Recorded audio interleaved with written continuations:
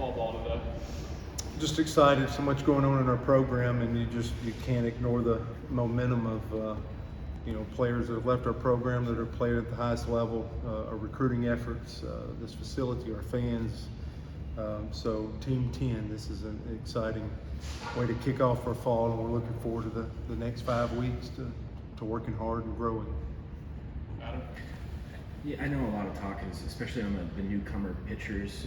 I know you guys brought a lot in, but I wanted to ask you about Teef. I know when he came to you guys last year, a lot of baseball experience, but no real college baseball experience. Just how did you see him kind of acclimate to his role, and just how much have you seen him grow from when he got here to now?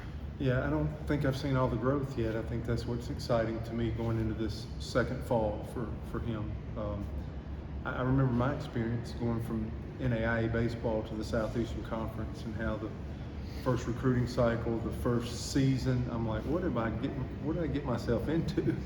And by year two, establishing myself and being more comfortable, I guess, and understanding the game. It doesn't matter really what level it is. It's just figuring out the strategies of what makes each level competitive. That's why I always tell pitchers, if you're a high school guy, help your team win a state championship, be the best player you can there, because our setup's completely different. And then when you leave college baseball and go to professional baseball, it's aluminum versus wood.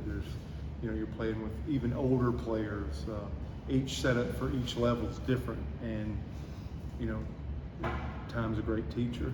And but my early results with Teef is a fighter, and he's absolutely stayed in the fight, and he's been adjustable, flexible, to where we've partnered on some things and trying to figure out the strategies of seeing it one time, going through it a second time. But I think he's a fighter, adjustable, and has great knowledge. And the reason why we brought him here was to keep us second to none with the advancement of the analytics and technology. And I guess if somebody said what's old school, I'd have to look in the mirror there. And the goal is still to get to where we balance those two things. And it's still so believable in me and what we do, and by bringing Teef here, that I'm excited to see this growth start to pay off here in this second year. Bill? Butch, do you guys have definitive roster scholarship limits? Talk about, roster management is such a crazy thing now. Talk about dealing with that and what you're having to do.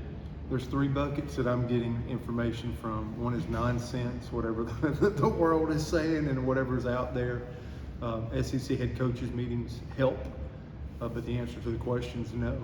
I think we know. I think what college baseball coaches know, and what we're waiting for is, we know that we're going to have 34 players. That seems concrete. Outside of that, the number of scholarships, et cetera, is to be determined. So, and even just coaches talking amongst themselves, and even administrator. If you get once every 2 weeks with somebody above you, you're like, what do you got? You're like, nothing yet. We're working hard, and I get it. So I think we know we're at 34. I've heard, honestly, I guess, but you can't really take this to the bank. I'm just saying word of mouth. I'm hearing 24 to 34, and anywhere in between. Can you stop recruiting? No. So we've continued to have visits. We just had a 5-week homestand with the football. We had visits each and every week, and we're continuing to try to acquire talent, continuing to try to recruit, understanding that we're waiting for a ton of guidance. Yeah, Coach, concerning guys like Cooper McMurray, Ike Irish, what's it mean to kind of have that leadership back in the locker room, and obviously the production they bring with the Yeah. guys as well? Yeah, Ike, he's getting a lot of publicity, I see, from looking around, and well-deserved. I need to keep him hungry and working hard, just like I need to keep myself hungry and working hard. Cooper McMurray, you just feel like any coach in our league would feel like, man, there's a guy between 12 and 15 home runs and maybe 60-plus RBI. We'll take that. And he's our one injury that we talk about, I guess, going into the fall. He had a fracture with a hit by pitch, so he's going to be out for a few weeks. But he's so important to our team. I want him to continue to have a voice. So we're having our first squad game today of our first team practice, and I'm having him coach first base because I need him in the frame. And when he says something, I want people to listen. So I don't need him in the training room while we're squadding. I don't need him in the back of the dugout, guarding the water cooler. I need him in the frame. So those are a couple of big people that you mentioned. And to not get too long-winded, I just say everybody else that's a returner on this team got some experience. And whether they got what they wanted or not, or felt like they underachieved or whatever, they have to apply that experience now for something positive. So I'm counting on a lot of guys, especially the guys on the mound. That's still the biggest elephant in the room question mark with the program, is trying to return to a standard of play on the mound. But every one of those guys got some innings and experiences, and can they better that? So it's not just a couple of guys that are just proven. It's everybody that got an opportunity to be part of this program, stayed with this program, and continuing to try to grow. These next 5 weeks are huge for our program. Things always change in the spring, but you know what? 90% of this might get etched out. And with no huge stalwart returners on the mound, these 5 weeks are huge for those guys to build some roles. Now, injuries, somebody coming on late, but I'm trying to tell all these first-year guys, things are not going to change as much as you think they might. You can't just come and turn this light switch on in January and be ready to roll. A lot of decisions. We'll see a lot of at-bats, a lot of pitches this fall, and that's going to become crystallized for guys in an evaluation, not just a coaching staff, of like who's going to play and set up certain roles. So these coming 5 weeks starting today might be as an impactful 5-week window as any part leading up to the season or during the season for trying to put our best foot forward. Jason? But you got an impressive freshman class. Is it? I mean, obviously a lot between now and having those guys ready to perform in the SEC, but from a physical standpoint, is this one of the more impressive physical groups of young guys that you've had come into a program? Yeah, some things we've never had. This is now multiple publications have come out and said this is the highest ranked recruiting class in Auburn history. And I believe it is good. We've had 3 players drafted and they all come to school. So there's some things happening with our program. Let's really talk about momentum with our program. And last year, we've documented, hadn't run from it, taken our medicine, all that, but this is still a program that's hosted a regional 2 the last 3 years. This is a program that had 11 guys play in a major league game this year. That's more than any year we've ever had in the history of our program. I think 2008 may have had 10 guys, and this year we've had 11 former Auburn baseball players play in a Major League Baseball game. We've had 11 former Auburn players have their Major League debut since 2020, which is second in Southeastern Conference. So, we took our medicine. Now there's, that's over with. Now there's like, what are the solutions? Put this thing back together and start driving. But we have so much momentum going. That transfer class is good too. I think that's a top 5 class. That's immediate help. What can a freshman do for you immediately? That's been the biggest question mark over 2 decades. These guys are great, gonna be great, gonna play past this level. That's the kind of talent we acquire. But I think of what Coach Dye told me, that I said I was gonna make sure I mention at some point in here, and I think this is appropriate. The less I say, the less I have to take back. I think this is time for us to kind of be quiet. You gotta do your job. I absolutely gonna do everything I can to try to give the information that you asked for. But we need to be quiet for a second. We need to work for 5 weeks here and see where we're at. I think that's our best directive of what we need to be doing. But since the season happened, the first thing we could do was try to go do the best we could to get this great recruiting class to campus, go get the best transfers. We did. And I think I can look anybody in the world in the eye and say that we did that. With help. Because in this new world, you need absolute help. We got it. And so that's allowed us to put our best foot forward. Now this next step is to go out and mix it up the best we can and make this roster as strong as we can. And I'm ready. I'm ready for another Tanner Burns, another Cody Greenhill. I'm ready for some freshman All-American action on the mound. And so the positive, and the reason why they probably have decided to delay their gratification is because they know there's opportunity. And they know there's opportunity now. But we got to put the best guys out there. The Southeastern Conference is the best amateur baseball on earth, and whether you're a freshman, no matter what you were ranked or whatever you are, you must earn it. And we'll start doing that today.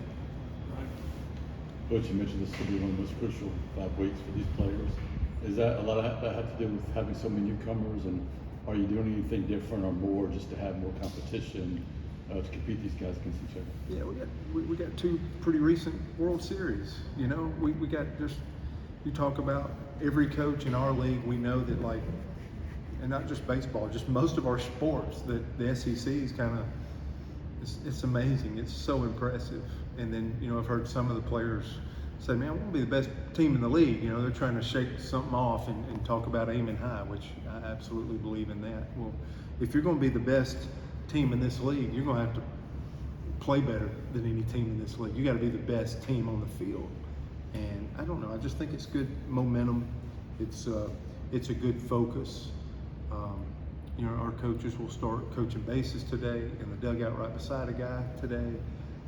We're trying to get some energy going, some accountability going that we've done in the past, but we're just putting some urgency, but try to get the guys who play with freedom at the same time.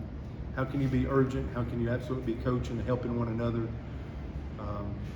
But how can you play free at the same time and play in the moment? Because I think schedules have recently been released, and you can just look at every team in the league and you're like, well, that's a tough schedule, that's a tough schedule, that's a tough schedule.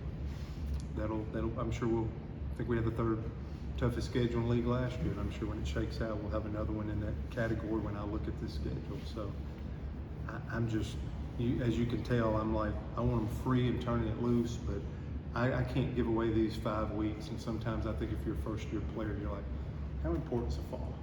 I'm just trying to draw the urgency and how important this is for our team right now, especially for the first-year people. Whenever I can, I always try to bring up Auburn to MLB folks I'm talking to. The 2 big takeaways they've had. The first one you touched on, it's so hard to get these commits to come to MLB over Auburn. You touched on that. But I was told we're not, like, all the attention's gone to Gatwood, to Terrell. We're not talking about Anthony Trelongo enough. What have you seen from him in Miami Bees that makes you feel like he can contribute as a freshman?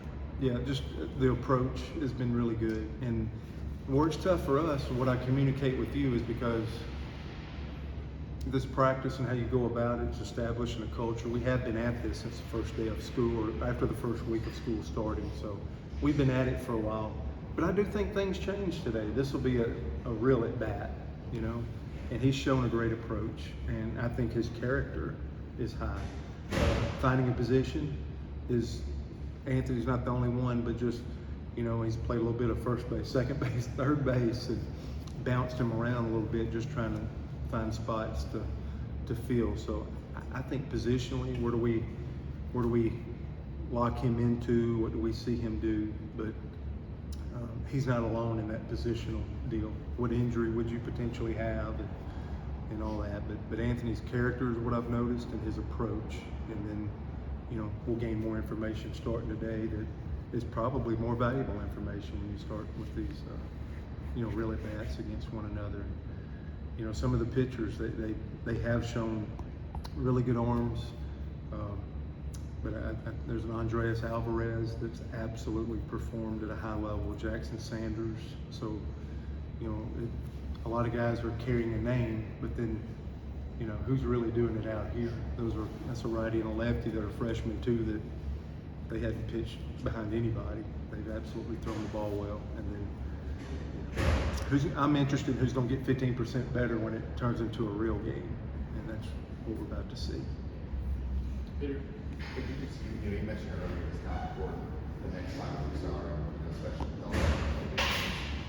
What is just the biggest thing I guess you want to learn about your group over the course of the fall? I just want each and every day to get closer and closer and closer. I think our coaches are having the guys to the house. The room we sit in here today, we got pizzas last night. We watched you know, what a great time to be a baseball fan with the playoffs starting right now, and to sit here and watch some of these best pitchers in the world do their job and not be separated, but actually organically, optionally be together and talk about it. That's what we need. My goal is how close can we get this team, and how much can we kind of drive each other? How much can I be driven to prepare and get something ready, and then they take over? How much can we drive one another in practice? How much can Gabe drive a hitter that if they move out of the way with 2 strikes, does that guy get another at bat the rest of the day? let's go to the next step to try to get our points across. And can we push each other? Can we get closer? And that's what I'm interested in. Couple thoughts. Yeah, just kind of back to coaching pitchers. I know last year you guys were going into the third straight year of a new pitching coach, and of course you returned Teeth, but you also returned Scott Foxhall too, and you're there obviously. Just how valuable is it to have continuity coming to these kids when you're coaching them on the mound? I think so, and I think it's where it's a challenge when it don't go well. If you're first in the league and you've had 3 in 3 years, it's okay. But when it don't go good, that's the first place to go. I guess the one feature that I'm thinking about as you're asking the question is getting back to something that we've done in the past and we had a ton of success with. So I think this year with these awesome 3 or 4 guys to make it up this year, Fitz being the last one, we've had 16 major league pitchers since 2014, and pretty much all those guys called their own game, and we didn't do that last year. So whoever you want to get after on that, we're returning to having the pitchers run their own show with a ton of help around them, a catcher and a coach, and multiple pitching influences for sure. But that I want to return. I couldn't see last year, when you get down the road, I couldn't see the same conviction and ownership that I'd seen in the past. And if you're saying what's the biggest imprint that I've made, because that's where we all search when there's some adjustments to what we're doing, is putting conviction and ownership back into pitchers. I think they grow more when they have to own it and they can't pass the buck and they can't make an excuse. And I think they prepare better when, they are going to have a say in what they're doing. So I'm the most excited about that with our pitching staff, and I think it's going to help them grow at the highest rate. We used to really be the only ones, and there's a few more in our league that are figuring out and seeing that and growing it, because it's ultimately when we leave here, it's not how good you're not measured by how good a coach you are.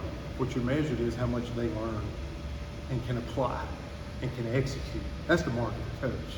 It's not what a coach can sit up here and tell you, hey, the X's and O's. The mark of a coach, the measure of a coach, the salt of a coach is when a player leaves, what he knows, what he can do, in my opinion. Your thought? Yeah, and then I know you guys brought in a few really talented arms from the portal, but Cade Fisher's a guy who was, top of a lot of lists coming from Florida. Really probably could have had pickle litter anywhere he went, but just what went into getting him here, and what do you think really resonated about the program with him that he ultimately decided to choose you guys?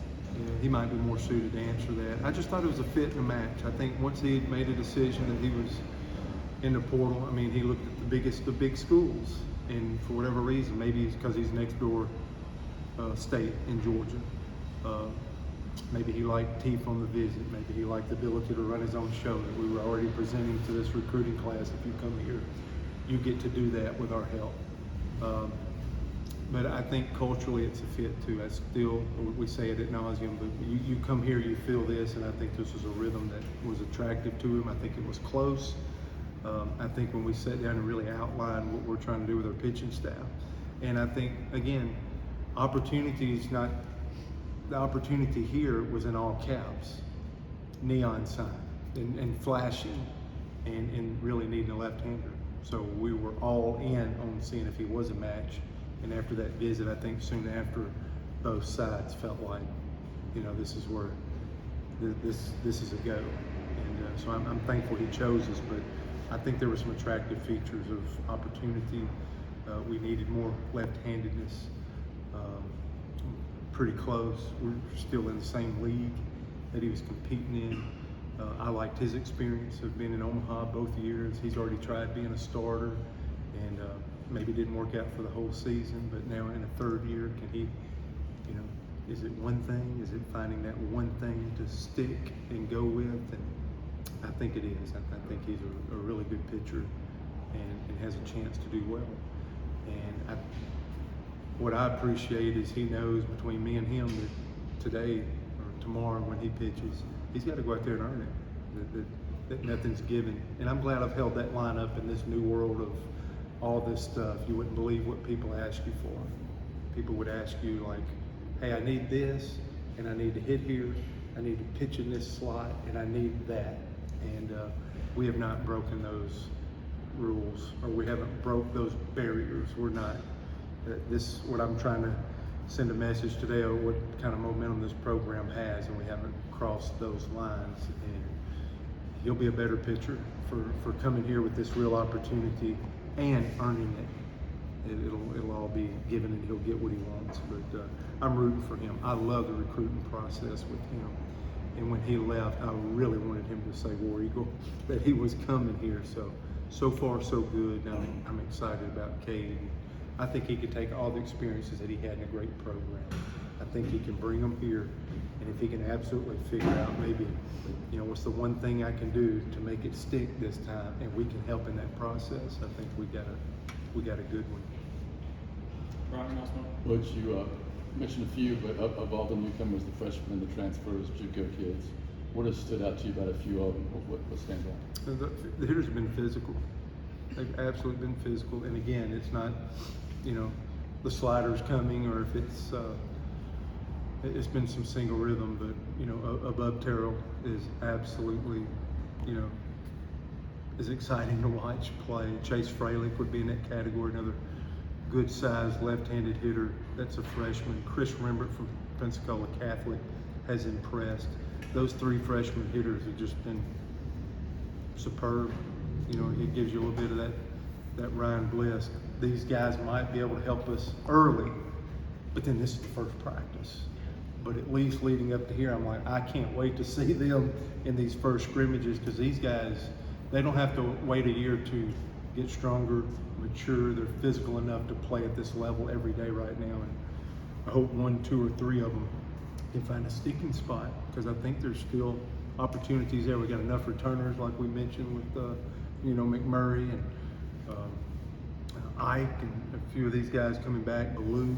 But there's some pieces to be had by some dynamic young players, and the more games they play and the earlier they get on the field, I think just blesses the program for years to come. We talk about these freshmen, but we know track record potential of freshmen. What these freshmen do is solidified our program for the next 3 years, is what they've done.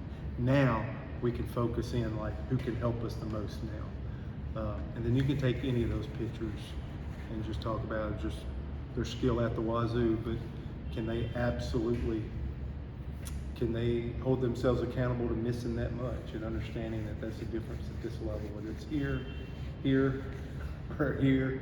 All these things are important, and to learn how to play catch.